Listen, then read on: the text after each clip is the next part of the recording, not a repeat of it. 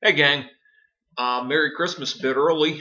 I wanted to share with you a sermon I heard, it's probably about 6 or 7 years ago now, by the deceased man of God, D. James Kennedy of Coral Ridge Presbyterian Church down in Florida.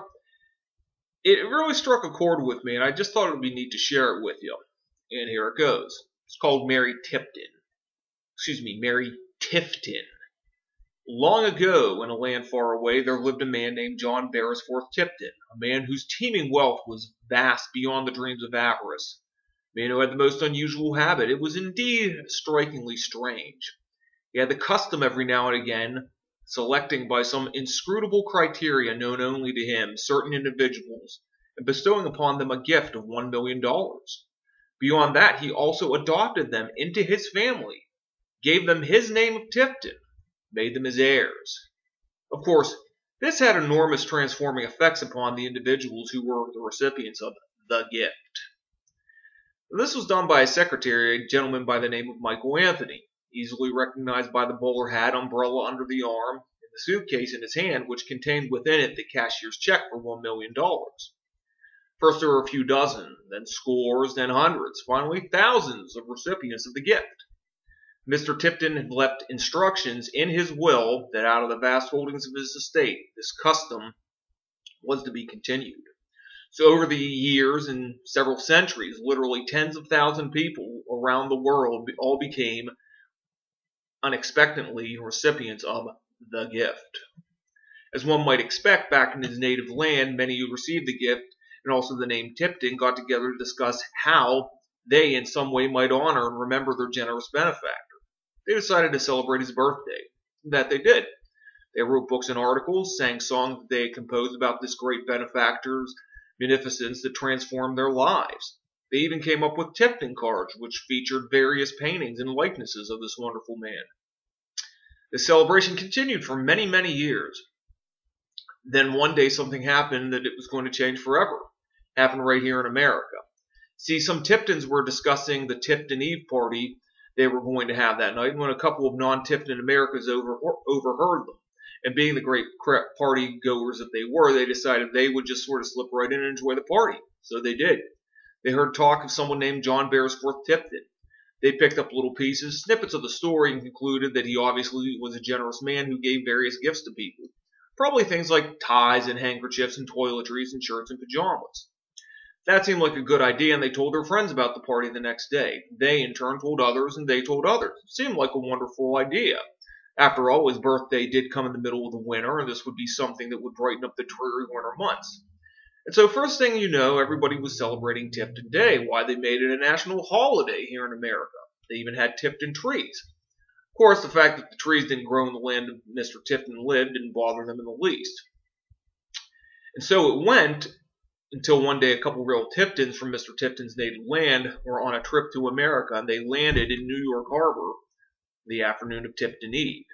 They said to one another, "Wouldn't it be wonderful if we could find another Tifton in America to celebrate Tifton Eve with? But that's not likely. This is such a big city. Doubt we could find even one so quickly." But to their amazement and their wondering eyes, as they were walking down the street, they looked in the department store window and saw a sign that said Tifton Special, 50% off. They said, "Marvelous, we found a brother." They were amazed to see that the department store was named after someone named Macy. Why hadn't they named it Tifton after himself? They couldn't quite understand, but they decided to make his acquaintance.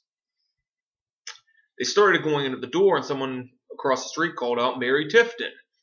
They turned to try to find this person, and when someone heard on their side of the street, respond with "Mary Tifton." First thing you know, the whole chorus of voices saying "Mary Tifton, Mary Tifton, Happy New Year." They were dumbfounded. Why, Mr. Tifton has been extraordinarily generous to these people in America. We've never seen anything like this, they said. Goes on, they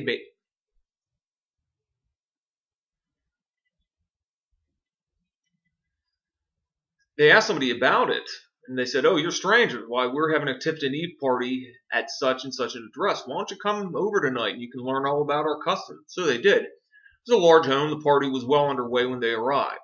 There were scores of people there. There was a big band playing rather loudly, they thought. They were tinkling of glasses. They were dancing and drinking and laughter. Several people were staggering around as if they were drunk. And they couldn't understand what was going on.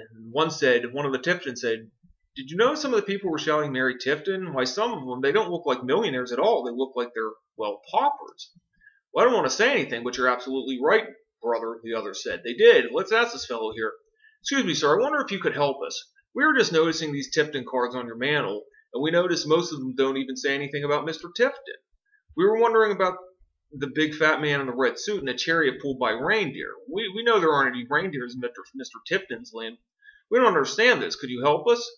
"Oh, you're strangers. You don't understand. Let me introduce myself. My name is Benny. Benny Bootstraps is the name, and I'm glad to tell you about our American Tifton celebration."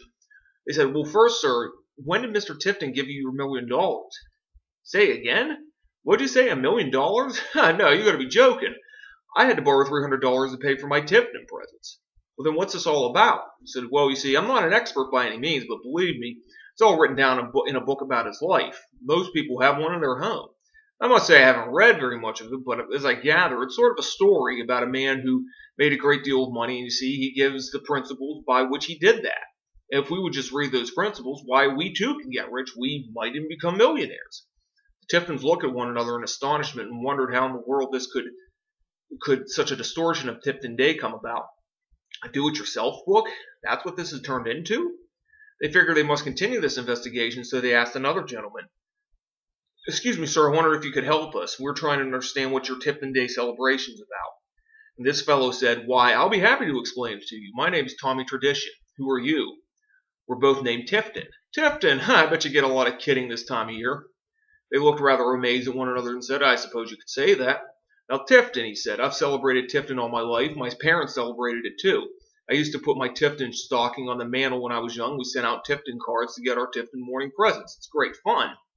"But, sir, when did you receive your $1,000,000 from Mr. Tifton?" $1,000,000? What in the world? What are you talking about? It's a tradition.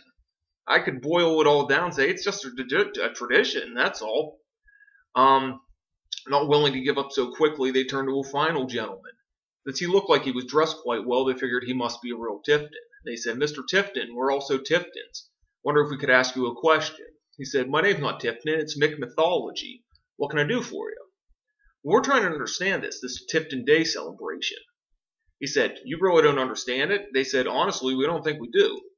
He said, "Well, let me see if I can explain it to you, though it certainly should be the last one to try to do that. You see, it said that there was this fellow who lived a long time ago, somewhere far away. He had a gift-giving propensity.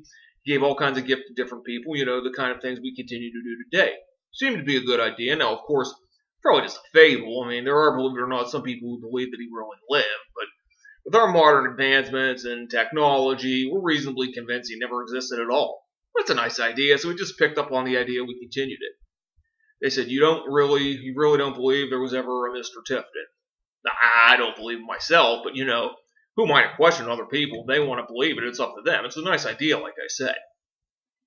By now our two friends are utterly and totally confused, and just at a moment came a knocking at the door that was hardly able to be heard because of the raucous laughter and the sound of beating drums and music. When it was repeated and still unanswered, they saw to their amazed eyes the door open. There was the perennial descendant of Michael Anthony, easily recognized by the bowler hat, the umbrella under his arm, and the briefcase with the $1,000,000 cashier's check. They said to one another, smashing, "At least somebody is willing to, at this party, discover what the Tifton Day celebration is all about." Mr. Anthony stepped in a little way around the room and said, "Excuse me, please," but no one paid him any mind at all. They were laughing and drinking and dancing. They didn't hear what he said. "Excuse me here, I have with me," and a burst of laughter nearly drowned his voice out. "Excuse me here, but I represent—" "Hey, Mac, knock it off, will you? This is Tifton Eve. We don't do business on Tifton Eve. Ain't you got no respect? Come see us on Monday morning. Have a drink, celebrate, it's Tifton Eve." Mr. Anthony stood there with his briefcase and cocktail in one hand, looking utterly dumbfounded. At length he set the cocktail down on the table and turned and walked out the door, and unnoticed as he walked in. No one received the gift, but the celebration went on undisturbed. Well, I'll ask you, watching the video, have you received the gift from Jesus Christ the gift that he offers of eternal life.